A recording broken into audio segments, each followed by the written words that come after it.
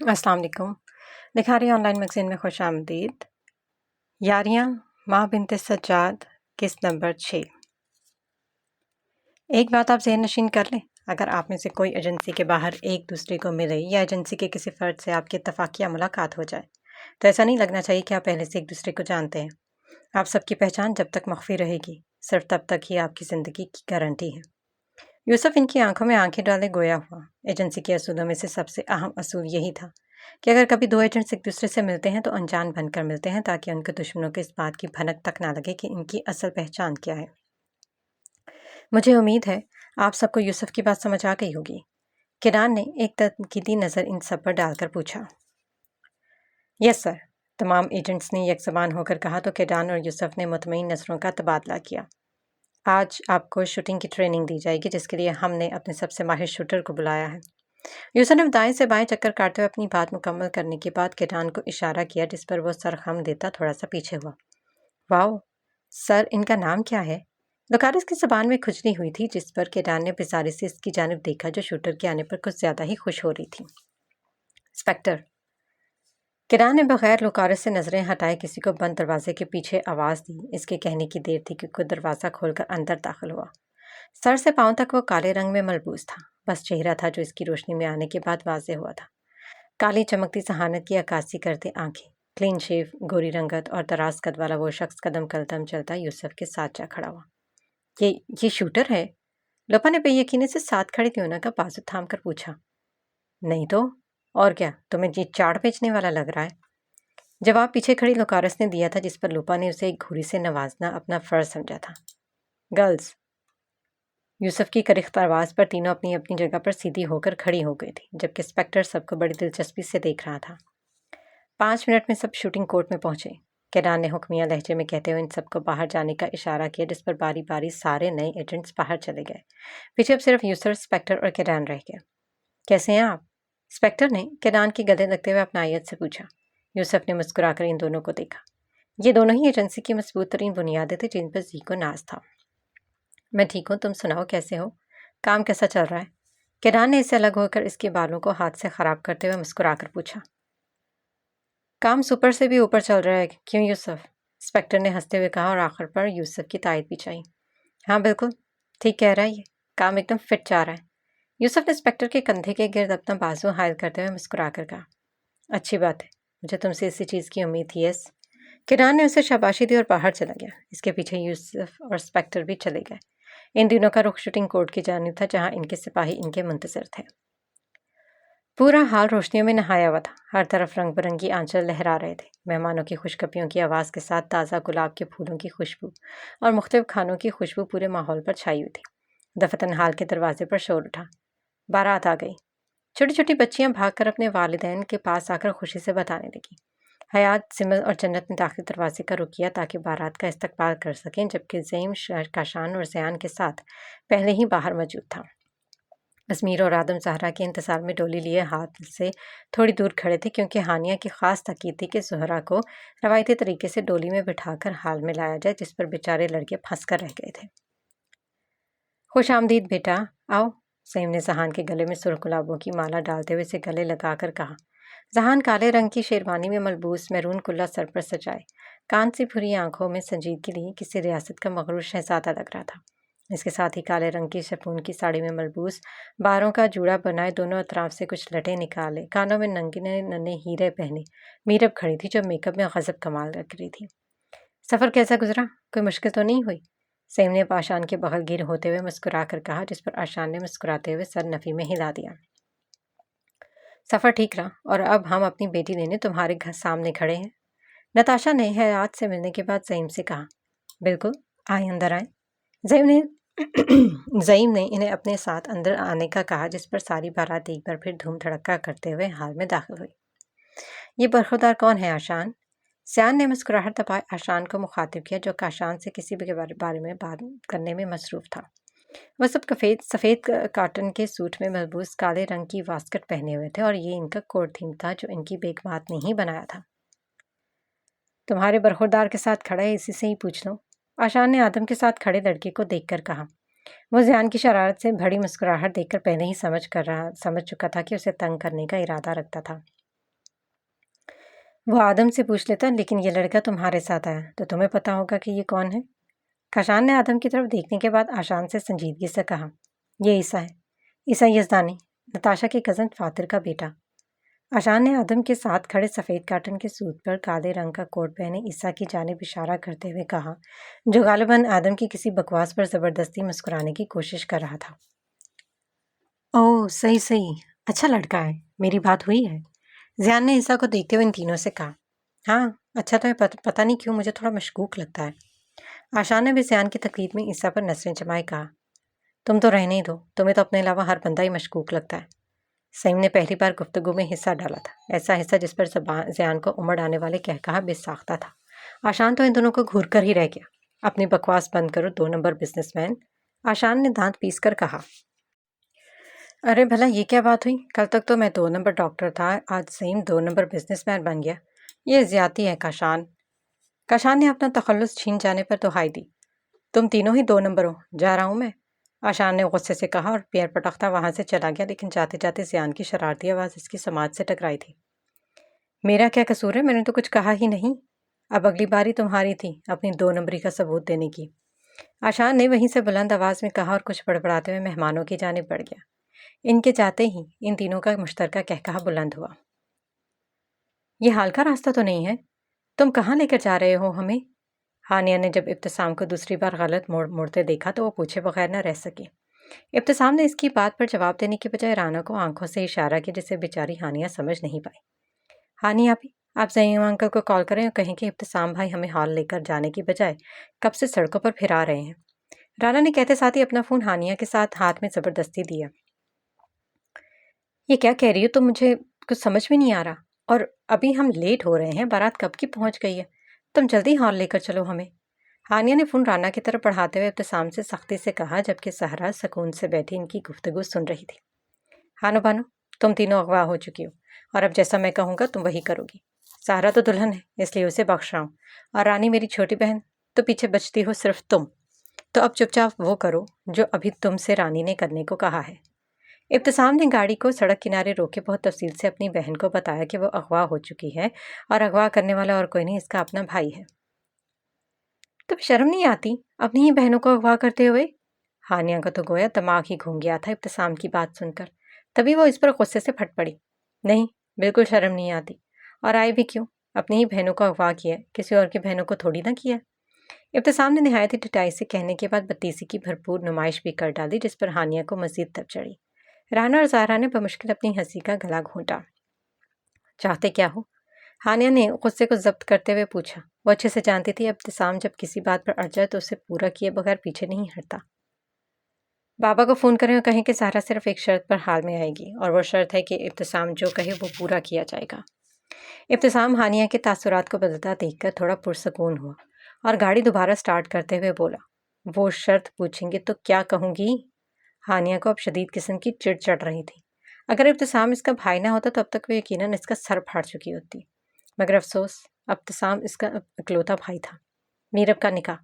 ابتسام نے بظاہر نظریں ونڈ اسکرین پر جما رکھی تھی، لیکن وہ کنکھیوں سے ہانیہ کے چہرے کے بدلتے تاثرات اچھے سے دیکھ رہا تھا۔ لو، اب میرب کہاں سے آ گئی؟ ہانیہ نے چھنچھلا کر کہا، جہاں سے آپ آئی تھی آپی۔ زہرا کے لیے مزید چپ رہنا محال ہوا تو وہ مسکراہٹ دبائے بولی، تم چپ رہو، میں اس نمونے سے بات کر رہی ہوں۔ ہانیہ نے ہماری پیاری سی چھوٹی سی دلہن کو ڈپٹا، جس پر وہ منہ بسور کر رہ گئے۔ میرب کا نکاح مجھ سے، وہ بھی زہرا کی رخصتی سے پہلے، ورنہ زہرا تو کیا تمہارے اور رونا میں سے کوئی بھی آج کی تاریخ میں ہار نہیں پہنچے گا۔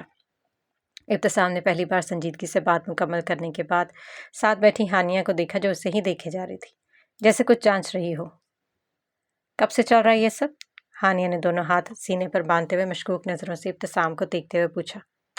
کیا سب ہانو بانو؟ ابتسام نے اس کی نظروں سے گھبرا کر فوراً سیدھا چہرہ کیا اور انجان بن کر پوچھنے لگا، یہ جو تم میرے کے پیچھے لگے ہوئے تھے نا، اس سب کی بات کر رہی ہوں میں۔ ہانیہ نے خفگی سے بھرپور انداز میں کہا، جس پر رانا کا ہلکا سا کہا بلند ہوا۔ ابتسام نے گردن موڑ کر اسے گھورا تو اس نے فوراً اچھے بچوں کی طرح ہونٹوں پر انگلی رکھ لی، جبکہ زہرا ہانیہ سے عزت افزائی کروانے کے بعد منہ بسورے ہی بیٹھی تھی۔ وہ مجھے اچھی لگتی ہے، بس اس لیے شادی کرنا چاہتا ہوں، لیکن کر رہا جب میں ماما سے بات کرنے گیا تو جنت آنی اور ماما کی باتیں سنی، جنہیں سننے کے بعد مجبوراً یہ سب مجھے کرنا پڑ رہا ہے۔ ابتسام نے اسے حقیقت سے آگاہ کیا، لیکن صرف اتنی ہی حقیقت سے جس میں اس کا فائدہ تھا۔ اگر وہ ہانیہ کو بتا دیتا کہ جنت حیات سے کیا بات کری تھی تو اب تک ابتسام سمیت آدم کا بھی حشر نشر ہو چکا ہوتا۔ ایسی بھی کون سی بات سن لی تھی آپ نے ابتسام بھائی، جو آپ اپنی ہی بہنوں کو اس کی شادی والے دن اغوا کرنے پر مجبور ہو گئے ہیں؟ رانیہ نے ہانیہ کے بولنے سے کچھ پہلے ہی آنکھیں چھپکتے ہوئے معصومیت کے سارے ریکارڈ توڑتے ہوئے پوچھا۔ تمہارے ہی بھائی کے کرتوتوں کی وجہ سے یہ سب کچھ کرنا پڑ رہا ہے۔ ابتسام بڑبڑایا، لیکن اس کی بڑبڑاہٹ اتنی اونچی نہیں تھی کہ ہانیہ یا رانا میں سے کوئی سن پاتا۔ بس تھی کوئی بات، اور ہانو بانو، فوراً بابا کو کال کر کے میرا پیغام دو۔ ابتسام نے فوراً سے سنجیدگی اختیار کیا اور ہانیہ کو کہا، کرتی ہوں، تمہارے چکر میں میری بھی عزت کا فلودہ بن جائے گا ابھی۔ ہانیہ نے خفگی سے کہتے ہوئے سیم کا نمبر میں لایا اور ان کے فون اٹھاتے ہی انتظار کرنے لگی۔ السلام علیکم بابا، مجھے آپ سے بات کرنی تھی۔ جیسے ہی سیم نے فون اٹھایا، ہانیہ نے بغیر ان کی کوئی بھی بات سنے اسے سارے معاملے سے آگاہ کر دیا۔ اس گدھے کو کہو فوراً حال پہنچے، ورنہ بہن کی ڈولی کے ساتھ اس کا جنازہ بھی اٹھے گا آج۔ زعیم کی کرخت اور غصے بھری آواز سنتے ہی ہانیہ نے لب دانتوں تلے دیے، جبکہ بیچارہ ابتسام اس کے چہرے کے تاثرات سے اندازہ لگانے کی کوشش میں لگا تھا کہ آخر زعیم نے کیا کہا ہوگا۔ جب تک میری بات نہیں مانی جائے گی تب تک زہرا حال نہیں پہنچے گی، زعیم کو زرانے کی خاطر ابتسام نے اونچی آواز میں کہا، جبکہ فون کی دوسری طرف موجود زعیم کا بس نہیں چل رہا تھا کہ ابتسام اس کے سامنے اور وہ اس کا چہرہ تھپڑوں سے لال کر دے۔ اس کو بولو پہلے ہال پہنچے پھر بات کرتے ہیں، بارات کب کی آ چکی ہے اور لوگ بار بار دلہن کا پوچھ رہے ہیں۔ زعیم نے غصے پر ضبط کرتے ہوئے کہا اور ایک نگاہ حال میں دوڑائی جہاں مہمان خوشخبریوں میں مصروف تھے۔ جی بابا، میں اسے لے کر آتی ہوں، آپ پریشان نہ ہو، ہانیہ نے تسلیہ میں اس لہجے میں کہا اور فون بند کر دیا۔ اس سے پہلے سہان آ کر اس گاڑی میں تمہاری قبر بنا دے، چلو جلدی۔ ہانیہ نے غصے سے کہتے ہوئے ایک نظر پیچھے بیٹھی زہرا پر ڈالی، جس کے اطمینان میں ذرا برابر فرق نہیں پڑا تھا اس سب میں۔ تمہیں بھی وہ پوچھے گا سہارا، تان پی کر اسے بھی آنے والے وقت سے آگاہ کیا۔ وہ اچھے سے جان چکی تھی کہ ابتسام اس سب میں اکیلا نہیں، رانا اور زہرا بھی اس کے ساتھ ملی ہوئی تھی۔ جا رہے ہیں، آنکھوں سے ہی کھاؤ گی کیا؟ ابتسام نے گاڑی کی سپیڈ بڑھاتے ہوئے مسکراہٹ دبائے کہا۔ ہانیہ نے جواب دینے کے بجائے چہرہ کھڑکی کی جانب موڑ لیا۔ سہارا اور رانا نے بہت مشکل سے اپنی ہنسی ضبط کی۔ آخر ابتسام کو نہ چاہتے ہوئے ان تینوں کو لے کر ہال آنا پڑا تھا، کیونکہ سامنے اس کا باپ تھا جو اس کے معاملے میں جلاد بننے میں دیر نہیں لگاتا تھا۔ آدم، عیسیٰ، ازمیر اور ابتسام نے زہرا کی ڈولی کو اٹھایا اور اسے ہال کے گیٹ تک لے آئے۔ احسان کچھ دیر پہلے ہی ہانیہ کے ساتھ ہال پہنچا تھا اور اب دلہن کے استقبال کے لیے باقی سب کے ساتھ موجود تھا۔ شکر ہے تم آئی، ورنہ میرے بروں نے تمہارے انتظار میں بڈھا ہو جانا تھا۔ میرم نے زہرا کے گلے لگتے سرگوشی کی، جس پر زہرا کے چہرے پر شرمیلی سی مسکراہٹ چھا گئی۔ ساتھ ہی اس نے ایک مکہ میرب کی کمر پر جڑا تو وہ ہنسی ہوئی اس سے الگ ہوئی اور اسے لے کر اندر کی جانب بڑھ گئی۔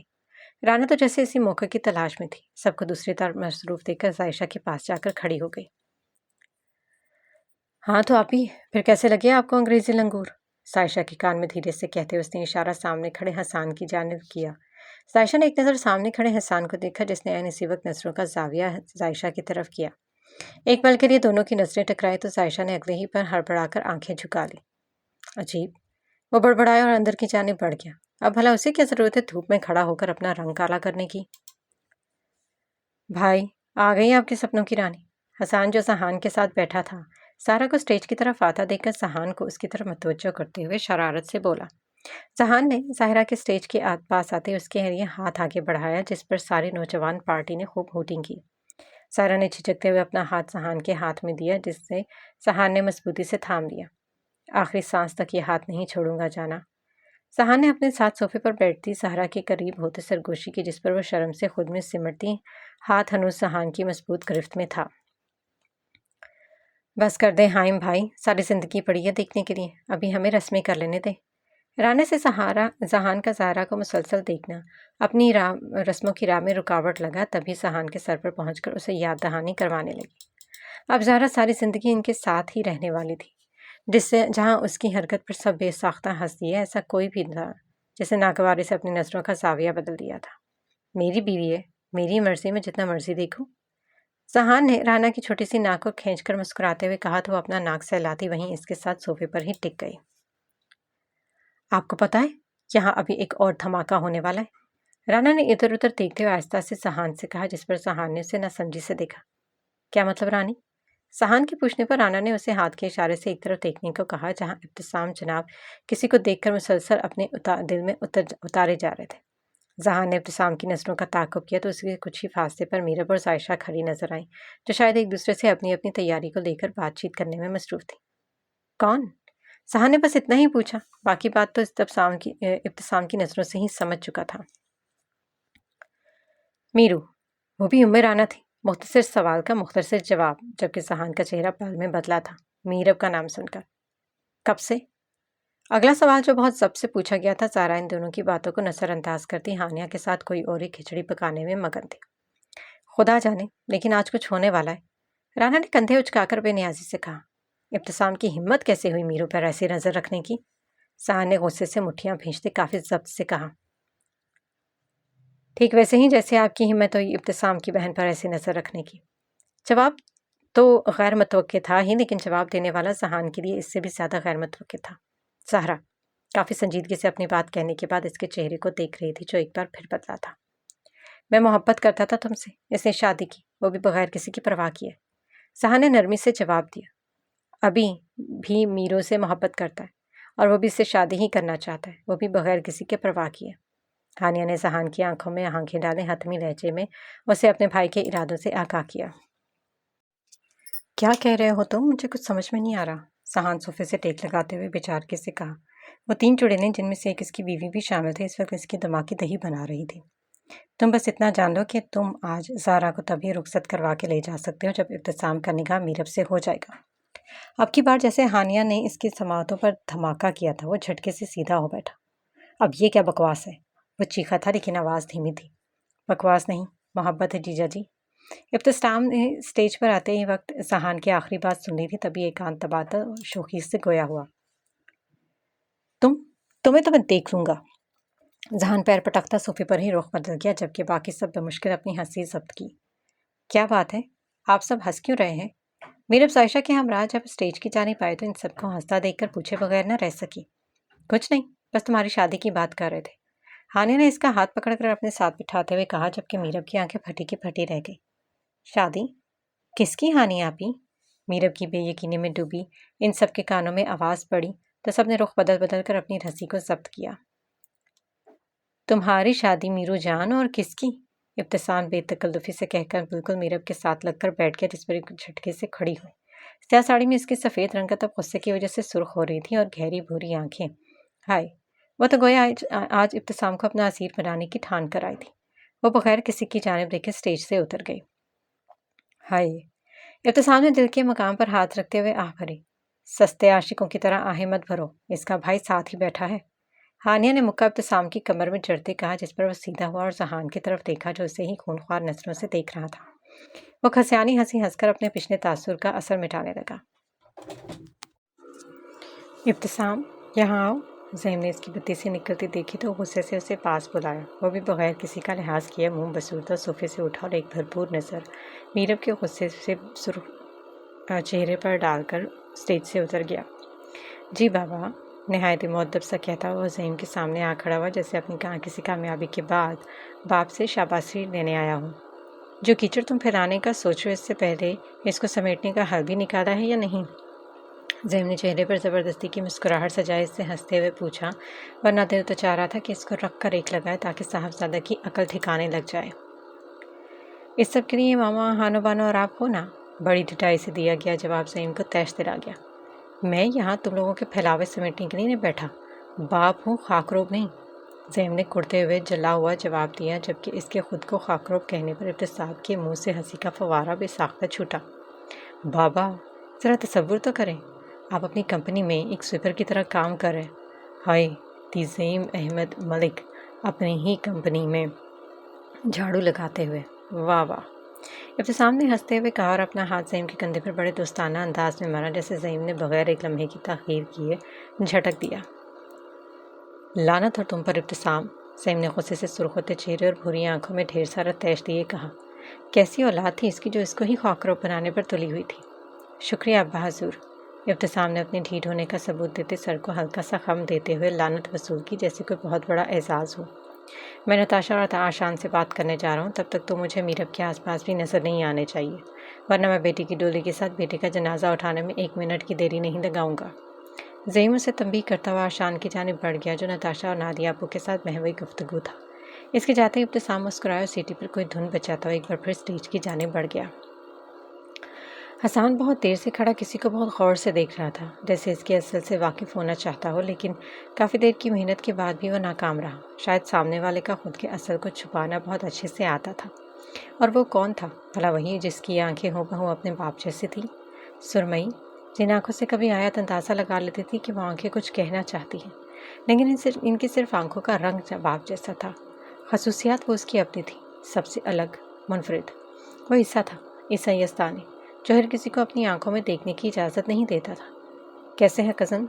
काफ़ी दिनों बाद मुलाकात हुई है। आखिर हसान ने खुद से कुछ फासले पर खड़े ईसा को मुखातिब करने में पहल की। वो आवाज़ पर मुड़ा और बराह रास्त हसान की काली आंखों में देखा, हल्का सा और बिल्कुल हल्का सा मुस्कुरा दिया। मैं ठीक हूँ, तुम सुनाओ एमएनए, कैसे हो? सियासत में आते ही मसरूफ़ हो गए हो या हमें भुला दिया है? ईसा ने उसके गले लगते मीठा सा शिकवा किया, जिस पर हसान दिल खोलकर मुस्कुरा दिया। दोनों में से कुछ भी नहीं, बस वक्त ही नहीं मिलता। खैर, आप भी काफ़ी मसरूफ़ रहते हैं। जब से कंपनी का चार्ज संभाला है, आप ईद का चांद हो गए हैं। शिकवे के बदला शिकवा करना ये इन दोनों का पसंदीदा मशगला था। दोनों ने एक साथ ज़्यादा वक्त नहीं गुजारा था, लेकिन जितना भी गुजारा था, इसमें वो एक दूसरे से काफ़ी हद तक बेतकल्लुफ़ हो चुके थे। बस मुझे भी वक्त नहीं मिलता, ईसा ने इसका जवाब इसी को लौटाया। हसान ने एक बार फिर हंस दिया। एक तो ये शख्स हंसता बहुत था। चलो भाई, ये शिकवे तो होते ही रहेंगे। ये बताएं, शादी कब कर रहे हैं आप? जहान भाई के बाद अब आपका नंबर आता है। अपनी हंसी को ब्रेक लगाते हुए फ़ौरन संजीदा होते हुए पूछने लगा, जिस पर ईसा ने एक तायराना निगाह आसपास दौड़ाई और हसान के करीब हुआ। मैं इस किस्म के फजूल झुलमेले में पड़ना ही पसंद नहीं करता, एक उंगली से चारों तरफ इशारा करते उसने कहा, जबकि हसान जो बड़े गौर से सुन रहा था ईसा के गैर मुतवक्के जवाब पर मुंह बसूर कर रह गया।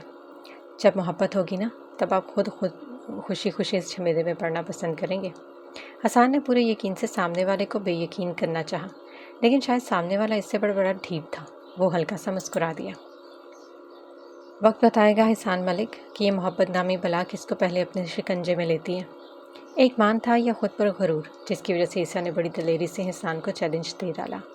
आप चैलेंज कर रहे हैं मुझे? हसान ने हैरत से बोला। भला इन दोनों का क्या मुकाबला? वो दोनों एक दूसरे की फितरत और तबीयत से अच्छे से वाकिफ़ थे।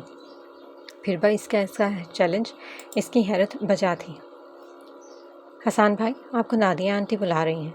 किसी की चहकती और मीठी सी आवाज़ पर ईसा ने हसान के पीछे देखा, जहाँ गहरे नीले रंग की साड़ी में मलबूस उम्मे राना शाह खड़ी थी। हसान ने भी अपने नाम की पुकार सुनकर पीछे मुड़कर देखा तो राना हल्का सा मुस्कुरा दी। ईसा ने एक नज़र उसे देखने के बाद रुख फेर लिया।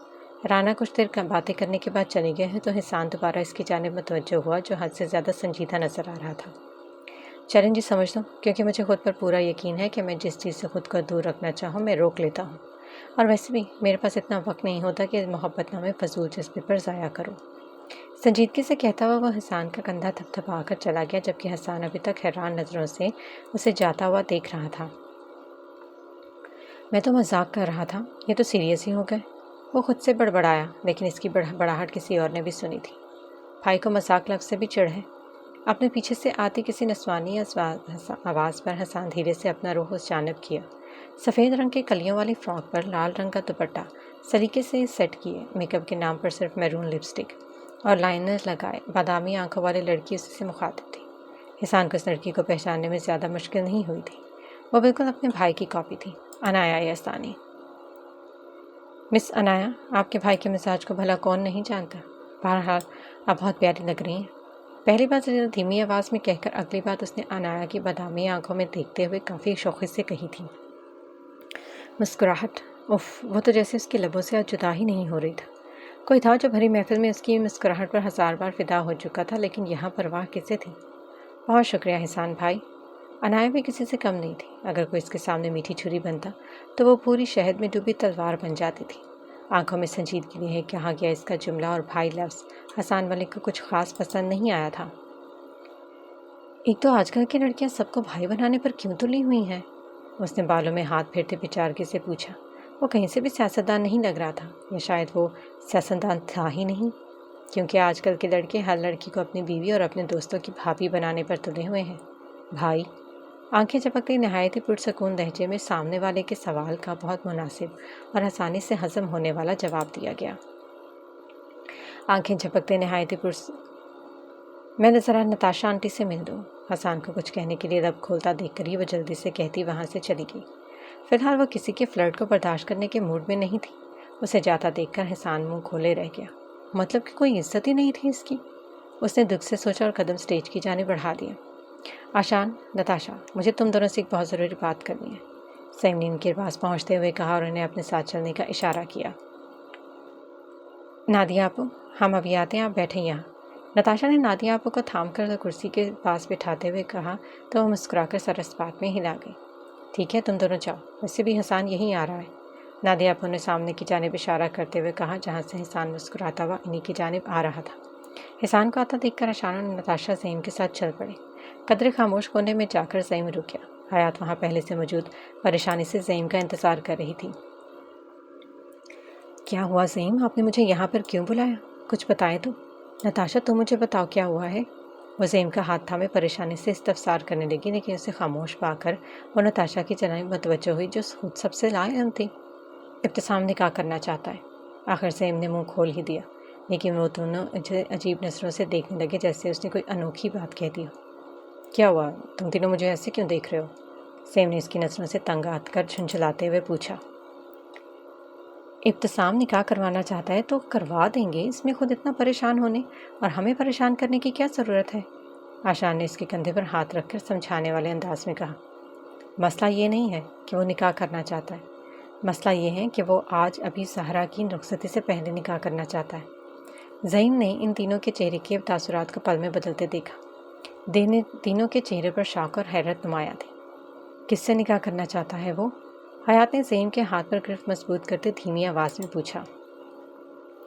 میرب سے، زیم کا کہنا تھا کہ آشان کہا جو زیم کے کندھے پر بے ساختہ نیچے گرا۔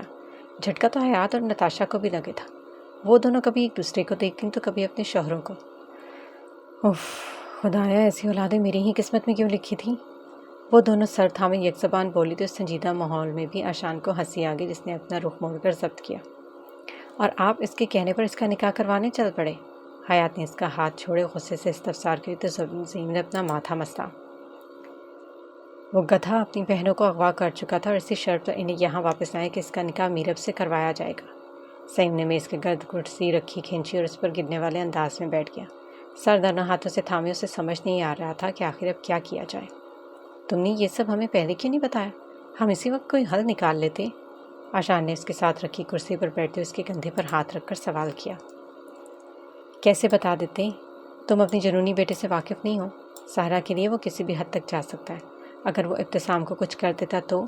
زیم نے بے بسی سے کہا۔ کیسی بے بسی تھی جو آشان سالوں پہلے محسوس کیا کرتا تھا، جب وہ زیم کی منتیں کرتا تھا کہ وہ اسے نتاشا کا پتہ بتا دے اور زیم ہر بار انکار کر دیتا تھا۔ آج زیم کو اس بے بسی کا اچھے سے اندازہ ہو گیا تھا۔ اف، یہ وقت انسان کو کہاں پر لا کر مارتا ہے، وہ کبھی سوچ بھی نہیں سکتا تھا۔ اچھا، پریشان مت ہو، اس مسئلے کا کوئی حل نکالتے ہیں، ٹھیک ہے؟